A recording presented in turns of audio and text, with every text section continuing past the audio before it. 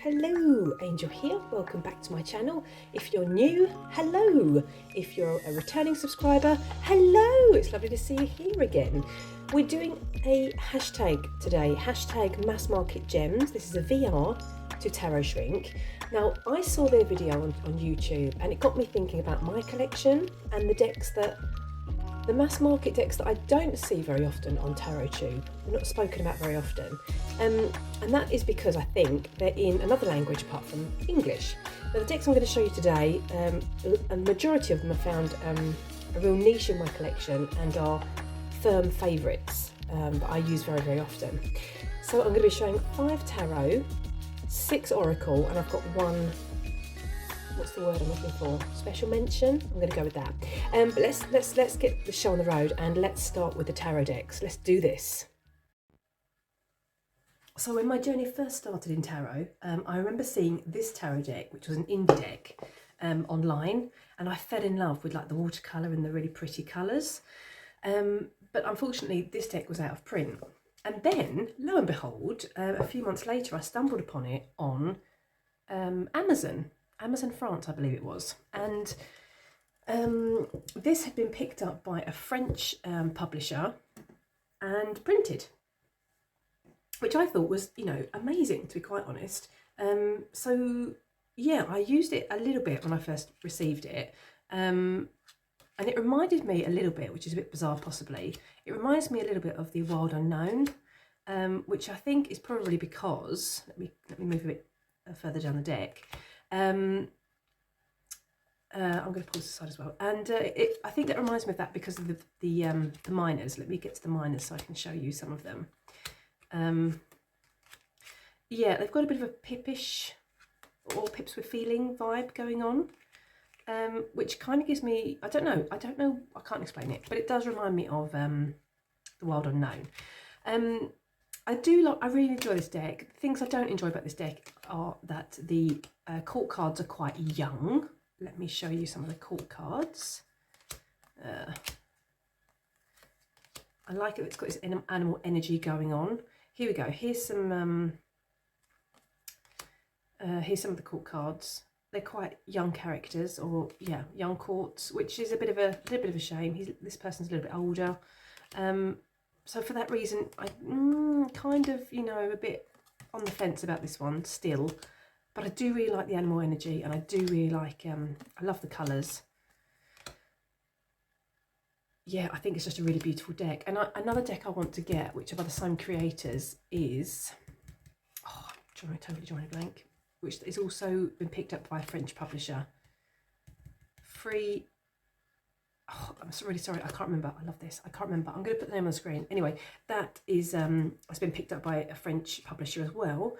And that's in my Amazon cart, and I haven't pulled the trigger on that because I'm on a low buy year.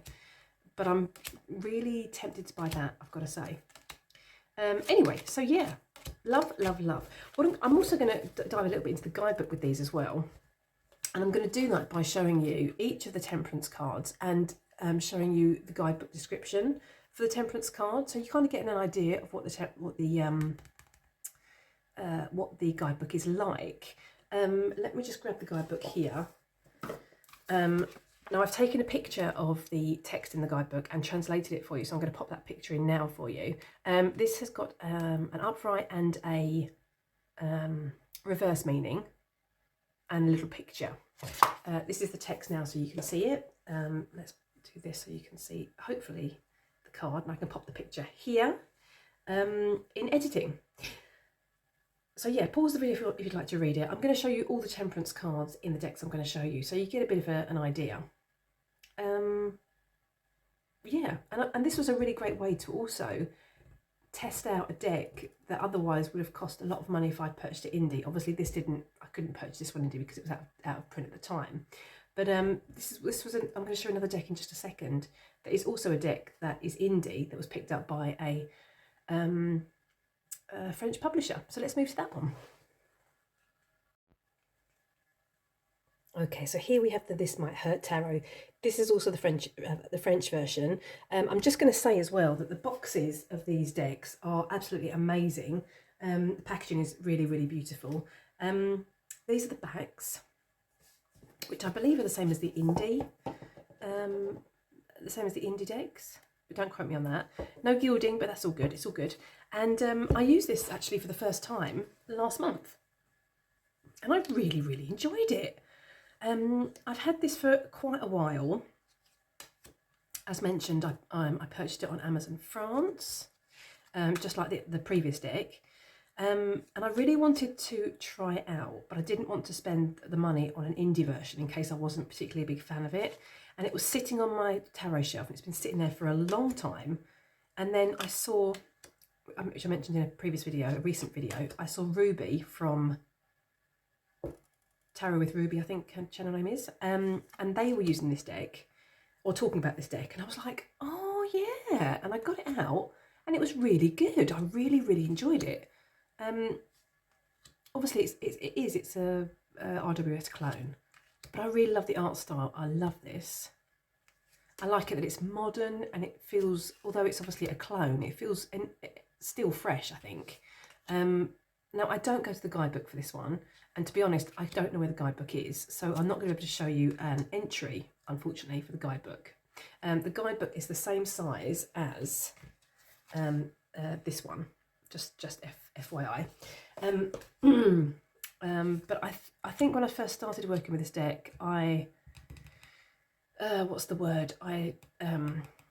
Google translated the contents of the guidebook, and I wasn't a big fan of it. It wasn't like anything, you know, amazing. And I find just, you know, this just kind of sings its messages because it is so Rider-Waite-Smith.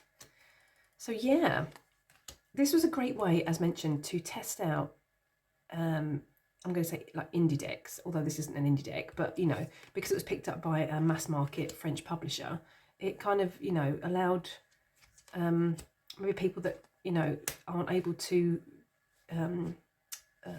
get their hands on indie decks to try it out. And that's the reason that I tried this one out, because I was intrigued, and I'm really glad I did actually. It's taken a long time. It was a very slow burner, but then once I kind of got my teeth into it, I was like, oh, why am I waiting to use this deck? It's amazing. So that was the This Might Hurt Tarot. Yeah, let's move on to another French deck. That is this one. I have shown this on my channel previously, and I think I showed it in the video, the decks I want to use more in my collection. Another French deck, same publisher. I need to sneeze because my cold has not left me yet. Oh no, I need to sneeze and my eyes are watering. Sorry, apologies. Oh, holy moly. Oh, okay, so these are the backs. I'm going to edge mine in gold, so I bought a gold Sharpie for that, just that purpose.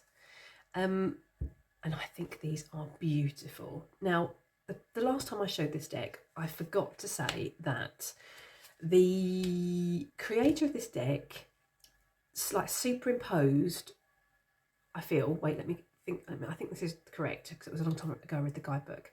They like superimposed their features over David Bowie's features, or vice versa, and kind of, you know, merge the image, and that's the character in this deck. So it's their image merged with David Bowie, which is why you get this whole David Bowie vibe through the whole of the deck.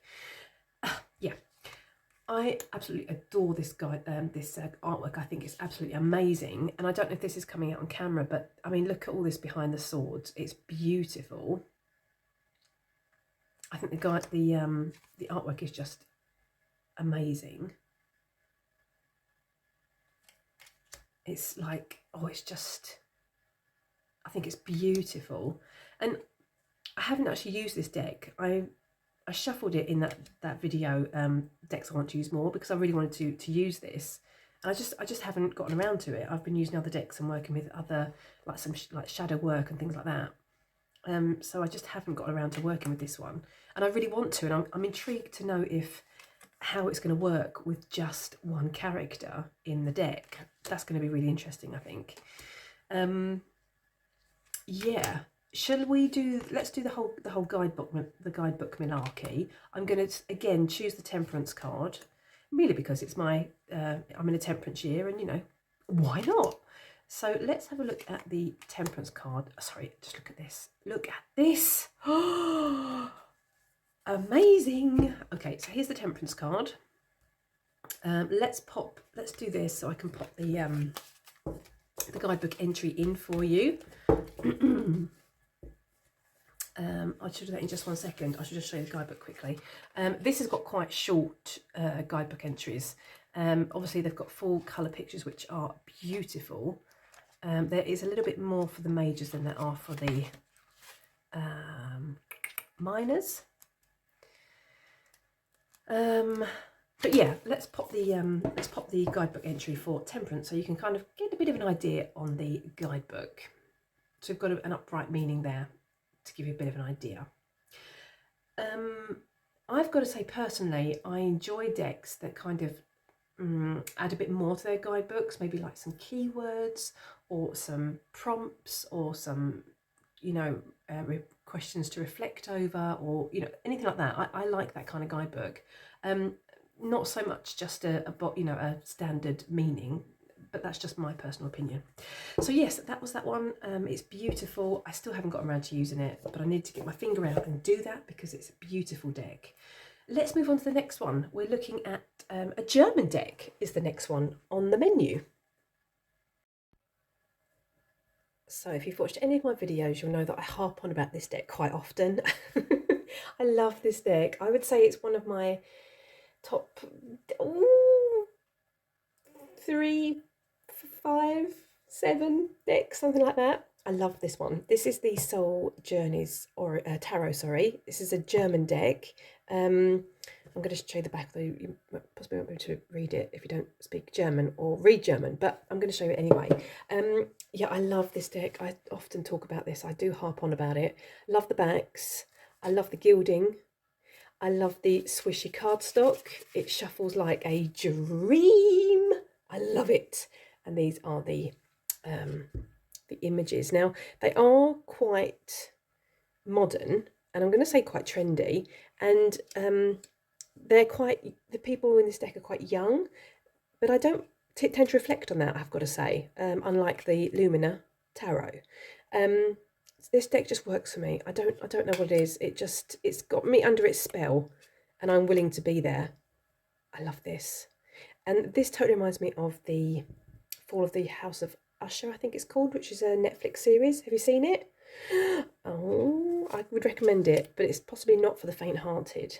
Anyway, yeah, I do really love this deck, and it kind of a little bit reminds me of the Fifth Spirit Tarot, which I think is because of the pips. These, you know, there's a bit of a scenery going on in the pips, but they are a bit pippish anyway. Does that make sense? It makes sense to me in my brain, but when the words pop out of my mouth, it's suddenly, you know, yeah, I'm suddenly uncertain. Yeah, I really love this deck, and I do really enjoy the guidebook. Although I tend not to need to go to the guidebook, to be honest. You know, it's very Rider-Waite-Smith, and I don't know, I just get really good intuitive hits on this. I love this intuitive hits on this with this deck. So yes, let's have a look at the Temperance card. Let's do that. I'm going to give you a bit of an insight into the guidebook again. Let's pop that there. This is the Temperance card. What did I do with the guidebook? The guidebook is here. I love that the guidebook, the deck, and both of these two fit in the same box, and I like it that it's a small box. It's easy to store. I really enjoy that. It doesn't take up so much room. Let's get to the card we're going to look at. There's a coloured image, the number, the title. You've got keywords, and you've got the upright. Let's put a picture in of the translated page so you can see. And then we're going to move on to a second German deck, which is a newer deck in my collection. Let's take a look at that one. Okay, so this is a deck I got for my birthday. It was a present from me to me. It was on pre-order, and this is called the Magic Soul Tarot. I don't know if you can see that because the box has got this, what's this called? Foiling, maybe it's called? I don't know. I'm not very good at technical terms. Anywho, it's by the same author that wrote the guidebook for the Soul Journeys Tarot, which kind of made me want to get this one as well. So I pre-ordered it. There was only 2 cards, I think, to look at, but I thought I'm gonna, I'm gonna risk it. She who dares wins and all that malarkey. These are the backs, which I think are also gorgeous. They're also golded in gild. They're gilded in gold. Same cardstock, that swishy, beautiful, lovely cardstock. I'm terribly sorry, I can't tell you what it is, but it shuffles beautifully. And what was I trying to say before I took my squirrel brain took me off somewhere else? I can't remember. I'm going to have to start flipping some cards. Now, I've shown this in a different video. I haven't started working with this one yet, and I'm going to say that this gives me an angelical vibe. And there is real diversity in this deck, which I think is really great. I love the images, and I really like that you can see it more on, let's move it forward, this one for instance, the image is coming out of the border. I love that. It totally reminds me of the Tarot of Curious Creatures, and even the Nightweight Tarot, I think it's called. I'm sure it's called that. And even my unicorn deck, the Barbara Studios deck, the Alice deck. I think that's why I really like that as well, because it feels like the images are coming out. The people are coming out of the card at you. I like that. I really like that. I love this Devil card. I think it's amazing. And I really like in the majors as well, they've got these astrological symbols. The only thing I do wish is that they had put them into the, let's pick up this one again. I wish they put the astrological symbols into the minors as well. That's a bit of a shame, a missed opportunity, I feel. But isn't this artwork gorge? It's gorge. And it's not AI. I did actually look that up on the creator's page. Who is the creator of this deck? This is illustrated by, let me see if I can bring this in, Laura Ladoli. Can you hear my cheeky monkey of a kitty cat? Sorry to knock the camera. He's such a cheeky monkey. Yeah. I'm not planning to work this month, but I've gotten this out twice now to look at it. Obviously I looked at it when I obviously opened the deck, and I'm really tempted, but there are other decks that are kind of calling to me. They're calling to me with a louder voice. So this one's going to have to wait a little bit longer. I love this. It's gorgeous. I hear you, baby. I hear you, sweet boy. So yeah, let me give my kitty cat a little cuddle, and let's move on to the next deck. Holy moly, I was so caught up with my kitty cat that I forgot to show you the Temperance card and the guidebook. So this is the Temperance card for this deck. This is the guidebook. It's the same size as the Soul Journeys guidebook. It all fits in the same box, which I love. Love that. Let's get to the Temperance card. Here we go. So it's the pretty much the same setup. You've got the coloured illustration. Then you've got an upright and you've got a reverse, and you've got some keywords here. I'm going to do the same again. I'm going to pop in a translated page for you so you can kind of see what the guidebook is like. Yeah, now we're moving on to the next deck. Okay, so we're moving on to oracle decks, and the first oracle is the Divine Muses Oracle. This, excuse me, this was an indie deck. It was again picked up by the French publisher, and I found this on Amazon France. And I believe I'd seen the indie version on TarotTube, and I was really intrigued. But the indie version was really expensive, and when I saw this one, I thought, yeah, I'm gonna do it. I'm gonna, test it out. And order it just mass market, although in French. I've I've edged mine in like a gold colour, and I use this deck, it was my wildcard deck in October and November, and I had an amazing journey with this deck. I used it in combination with the Darkwood Tarot, I believe, if memory serves correctly. I'm going to start flipping some cards. And I just really like this whole sepia tone with these splashes of colour. I find it quite intuitive, to be honest. Although I did tend to go to the guidebook for this one as well. But generally, I found that it was very intuitive, and you know, I was able to kind of decipher the message or a message paired with the tarot. I think I also paired this one with the Divine Nature Oracle, I think it's called. That was also a really good pairing. Obviously they've got similar aesthetics, like they're you know, the sepia tone going on. Anyway, that's irrelevant. I really enjoyed this deck, and I'm really glad I purchased it mass market, even though it's in French. I don't speak French, but there is Google Translate, and I'm going to put a picture on the screen in a wee second. I'm going to translate one of the cards for you. Should we do this one? Should we do the Ancestors card possibly? Let's see if I can find that in the guidebook. The guidebook is quite dinky. It fits in the same box, obviously, which I really like.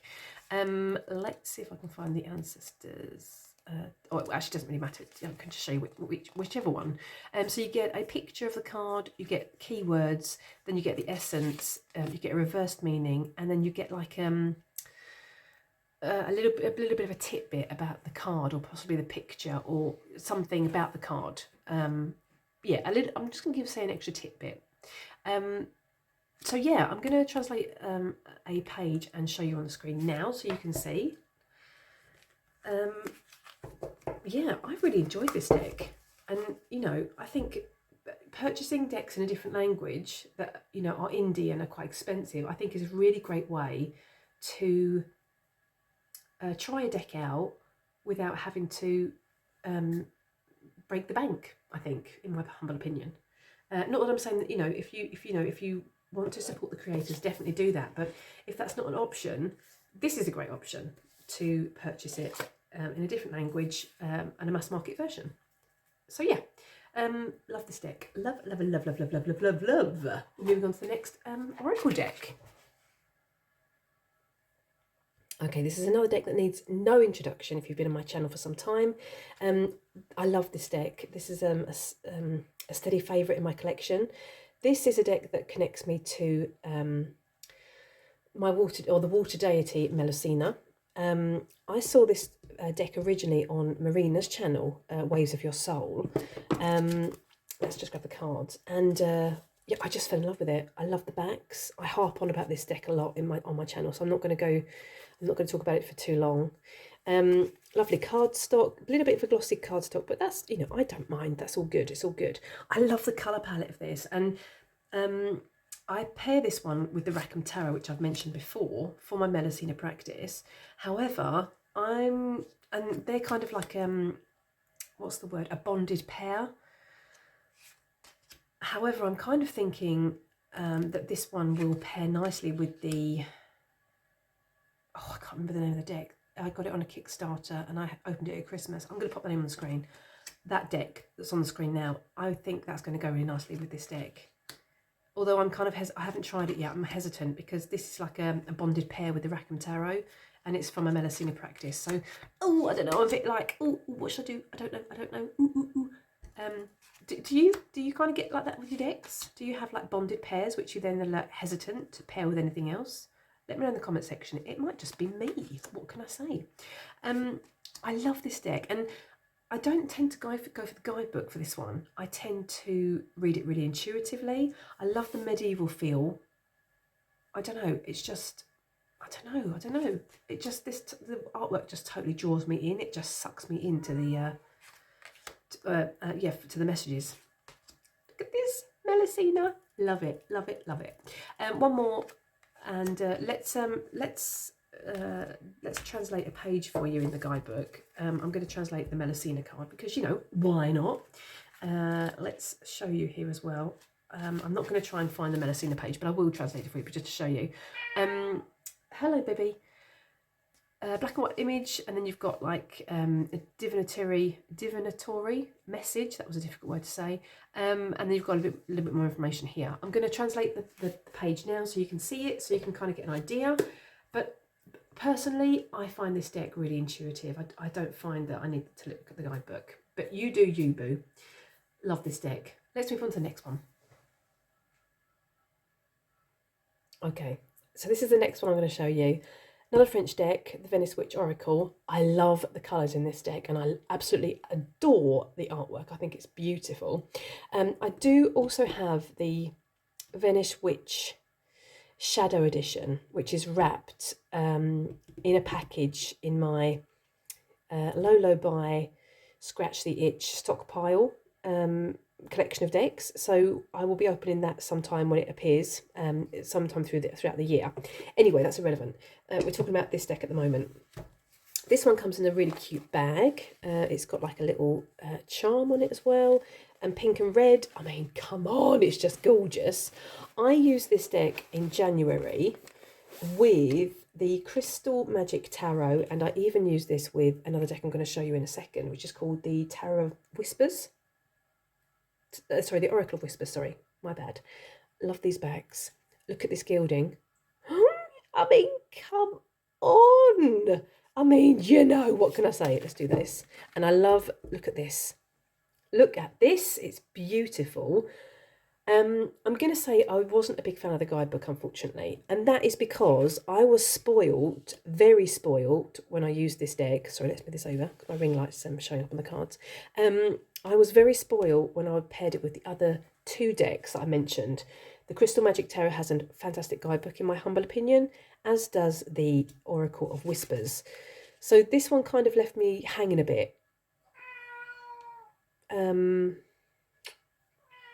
But I didn't feel I needed the guidebook. I mean, this, you know, I think this kind of speaks for itself. You can draw your own message from it. The same with this one. You know, I found the artwork really. I found the message really, really intuitive. So I didn't. I mean, look at this. It's gorge. So I didn't tend to go to the guidebook. And there's me moaning about, you know, a lot of the figures in these decks are young, and here we have another young deck. But it kind of just taps me into my younger self, really. So I don't really know why I have a problem with the Melina, if that's what it's called in English, the Melina Tarot. I just need to get over myself and, you know, use that deck. Love this. I just love it. And, you know, at the beginning of January, I was kind of setting my intentions for 2024. And I really wanted to bring more colour into my life, which I obviously want to do the whole of 2024. And so this just was like, you know, let the colour in, let it flood in. And I was just like, you know, get my most colourful decks out. Let's look at those. Let's use them. So, yeah, look at this. So I love it. And I'm really I'll be interested to know what the Shadow Edition is like and how, you know, work. I'll be interested to know once I open it what it's like and if the guidebook is any different. This is what the guidebook is like to this one. There's not so much to dive into. Quite a small amount of information. 4-page picture. Warning for nudity. Oh my goodness me. You know what I'm trying to say. I'll put a warning a bit earlier on in the video. I'm going to translate this page for you so you know what it says. It just kind of left me a bit hanging, the guidebook. But you know, that might have just been me. We're moving on to the next deck. Okay, so this was the deck I paired with the Venice Witch Oracle in January, and even the Crystal Magic Tarot. This is the Oracle of Murmurs. Same French publisher that picked up the deck. I don't know if this is what's the word, an indie deck. I can't tell you. I'm really sorry. But it is the same French publisher in any case. These are the backs, which I think are gorge. I've edged mine in blue and in pink to match the box because, you know, why not? And this deck was amazing. I absolutely adored it. Why am I doing that? Let's do this instead.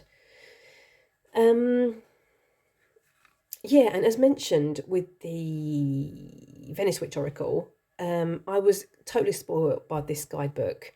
And I'm not going to say that there's like a massive information in the guidebook, but it just hit the spot every time. Same again, I found these also very intuitive. And I kind of went to the guidebook just as an extra layer to the readings that I was doing.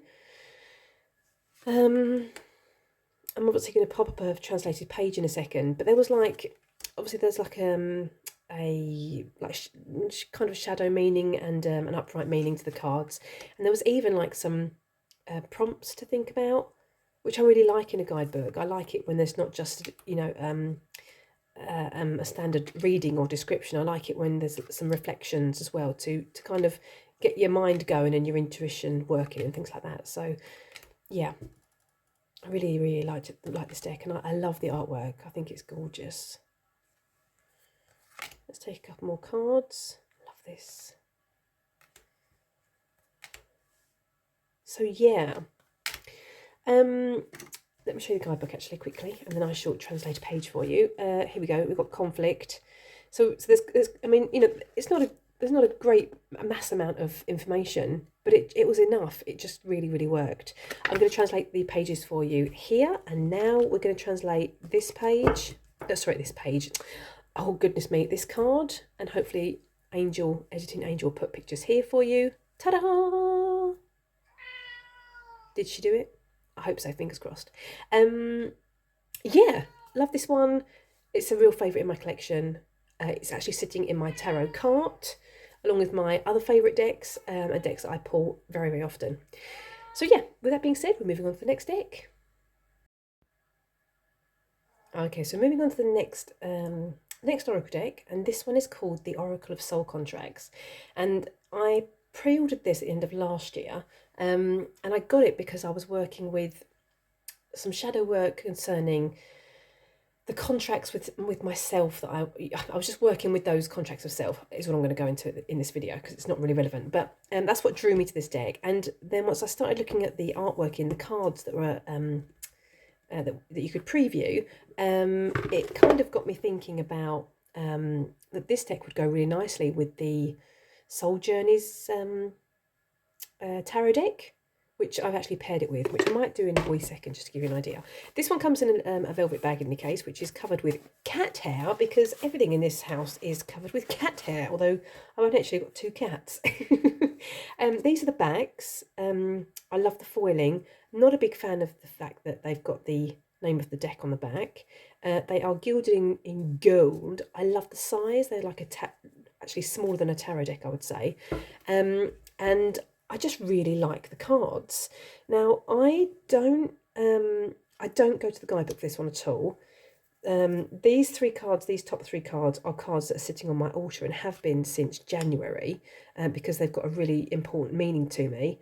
I love this. This was like obviously betrayal, or being stabbed in the back, which is obviously something I'm also working with my shadow work and my facets of self work. But I find these really intuitive. I don't need to go to the guidebook for them. And the guidebook kind of relates to soul contracts, as in love contracts between, 2 people, which isn't really what I was kind of after. So I don't go to the guidebook for that reason. I just read this really intuitively, which has given me some amazing messages, I've got to say.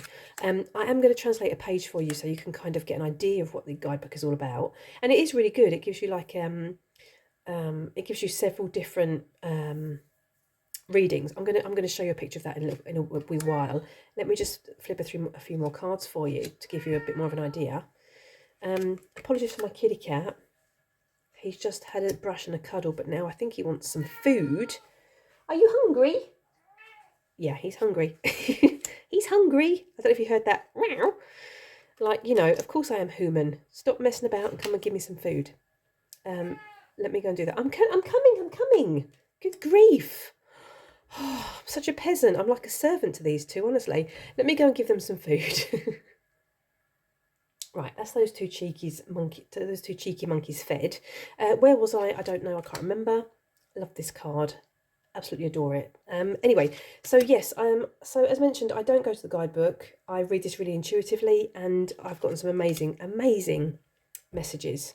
I love the size. I love the gold foiling. I think it's gorgeous. Sorry, my ring light's showing up on these. Sorry. Yeah, let's have a bit of a read of the guidebook. I'm going to take the betrayal card, which was at the beginning. La la la la la. Let's see if I can find it. I probably can't. Oh, there we go. It's right at the bottom. That's typical. There we go. So I'm going to pop that there, and I'm going to pop some pictures on here for you so you can get a bit of an idea of the guidebook. This would be great for, love readings or relationship readings, I think. That's not really relevant to me. I don't do lovey-dovey. Uh, but this is working for me fantastically for the work that I need and want by using it without the guidebook. So yeah, love it. It's sitting on my self-love altar, and as mentioned, a couple of the cards are sitting on my love altar as well. So yeah, love that one. Was a really good buy. I'm really, really happy I purchased it. We've got one more, and the last one is a deck that I haven't worked with yet. So I'm not going to be very helpful to be able to tell you so much about it. This is the deck. Let me see if I can translate it and pop the name on the screen for you. This one also came in just before the end of last year, maybe November possibly. Let's show you the back of the box as well. Although you can't, maybe you won't be able to read it, but I'll show you anyway. Anyway, this is a French deck. Holy moly, dropping things everywhere. Not a big fan of the backs. I don't think they match. Personally, I don't think they match. You know, I'm not a big fan. Gold gilding again. Something about gold gilding with the French decks, but I'm not complaining. Great cardstock. It's quite swishy. It's matte cardstock, and I just fell in love with the images. It's something about, I don't know what it is, but I just love it. And obviously you've got the keyword here, and you've got like another jumping off point on some of the cards, not on all the cards, but some of the cards. I love this. Here we go again. Actually thinking about it, wait, I haven't done any work with this, but I have read a bit of the guidebook, and I think this relates to the flowers, if that... I think I'm right in saying that. If I'm incorrect, I'll put it on the screen. I think this relates to the flowers in the card. Oh, I'm really sorry. Apologies. I haven't really worked with this deck yet. But I think they're very emotive. I think they kind of, you know, you can definitely draw a message from these cards without really going to the guidebook, I think. Okay, I just noticed that ring light is very, very bright on the cards. So let's do this instead. Yeah, and I really like this, you know, like it feels like line work, and then this pop of colour in the card. I think that's gorgeous.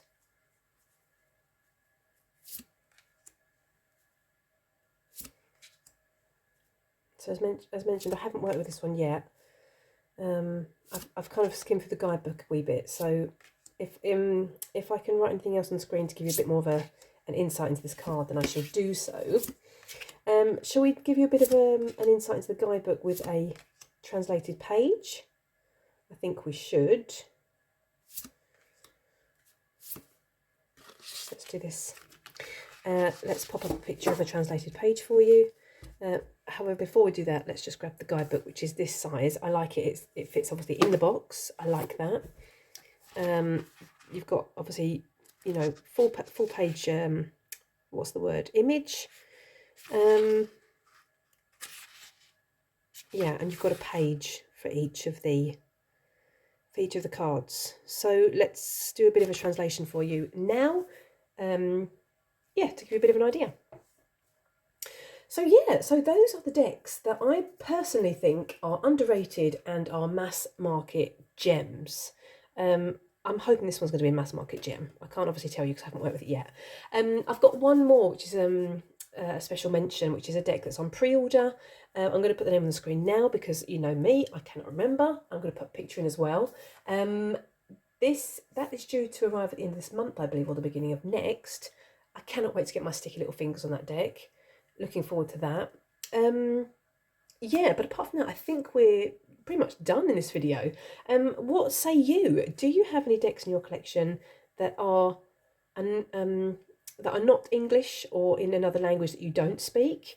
I'd love to know. Let me know in the comment section. And do you tend to go to the guidebook for those decks, or do you just read them very intuitively? Let me know. Let me know what you think of the new decks, the decks I've shown.